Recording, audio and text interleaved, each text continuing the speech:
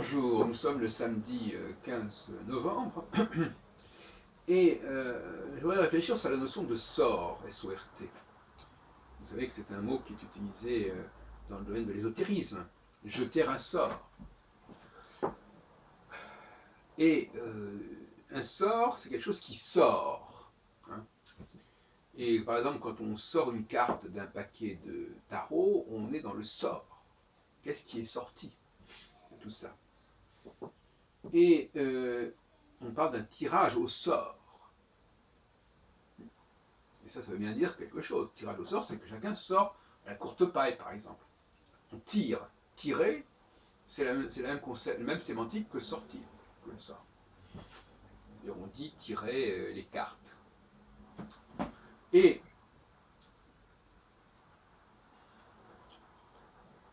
c'est faire appel au hasard. Hein, au hasard. Au dé.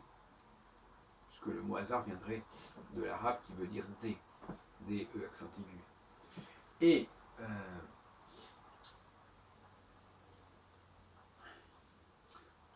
cela signifie que d'une certaine manière, certaines sociétés ont pu fonctionner sur cette question du tirage au sort. Ça peut s'être produit pour les élections, par exemple. Moi, je me souviens, par exemple, que quand on est arrivé, quand j'étais allé à Buenos Aires, à l'aéroport de Buenos Aires, non, c'était l'aéroport de Rio de Janeiro. L'aéroport de Rio de Janeiro, je crois, il y avait un système de tirage au sort qui faisait que les douaniers contrôlaient ou contrôlaient pas tes passagers parce que c'était pas le bon numéro ou le bon numéro. Donc, parfois, on dit, ouais, on va tirer au sort et puis on verra bien ce que ça donne.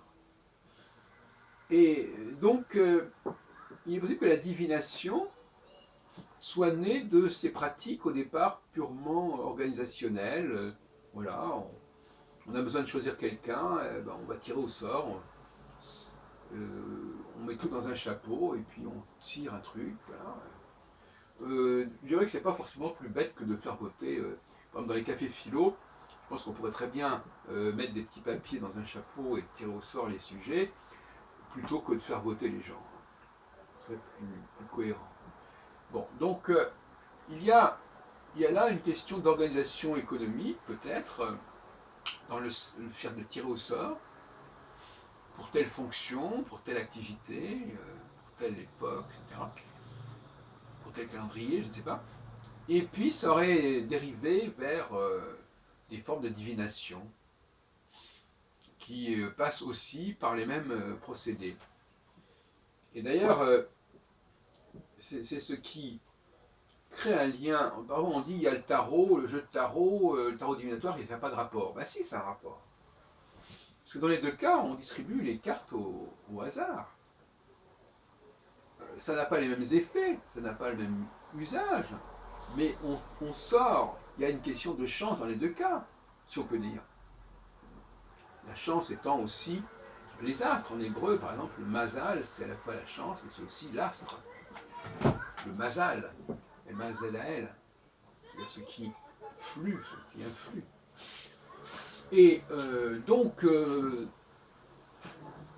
ce sont des pratiques qui ne sont pas si différentes que cela, le jeu de cartes et le jeu divinatoire.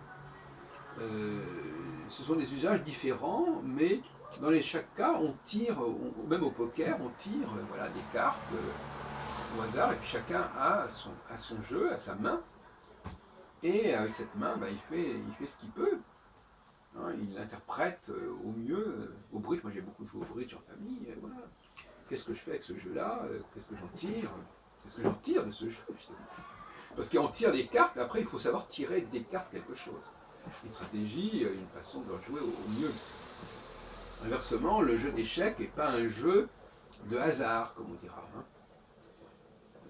Hein. En tout cas, on ne tire pas dans un jeu d'échecs, on ne tire pas un élément pour le mettre en avant. Celui qui va le tirer, c'est le joueur lui-même, et il le fait en pleine connaissance de cause. Alors que là, dans les cartes, le principe même, c'est de distribuer des cartes sans savoir ce qu'on fait. Ou alors, dans le cas de la roulette, on choisit effectivement une réponse, et on attend de voir si le sort confirme cette réponse. Le sort qui est lié à la position de de la boule dans la roulette.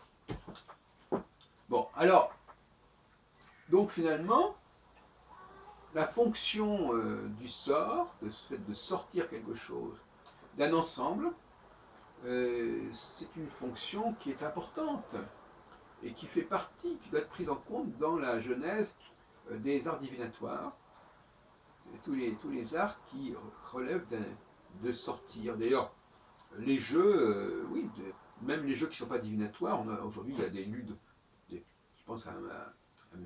Cuchart, qui s'appelle comme ça, il invente des jeux, on peut mettre on peut mettre n'importe quel savoir sur des cartes, sur un nombre X de cartes, et puis après, eh ben voilà, vous tirez cette carte-là, et puis ça donne quelque chose, voilà, etc. Donc c'est quand même dans notre ADN, en quelque sorte, quelque part, de recourir à cette espèce de tirage, comme ça, on fait une liste, et puis après on tire. Et donc ça veut dire quoi? Ça veut dire que forcément, on n'a pas la totalité de ce qui est tiré, puisqu'on tire une seule carte parmi un ensemble. Donc là, c'est déjà, à un moment donné, on a ça, on a cette réponse, puisque quelque part, tirer au sort, c'est avoir une réponse. On a cette réponse-là et on n'a pas les autres. On apprend donc comme ça à se limiter, à savoir où on en est à un moment, à un instant T. Voilà.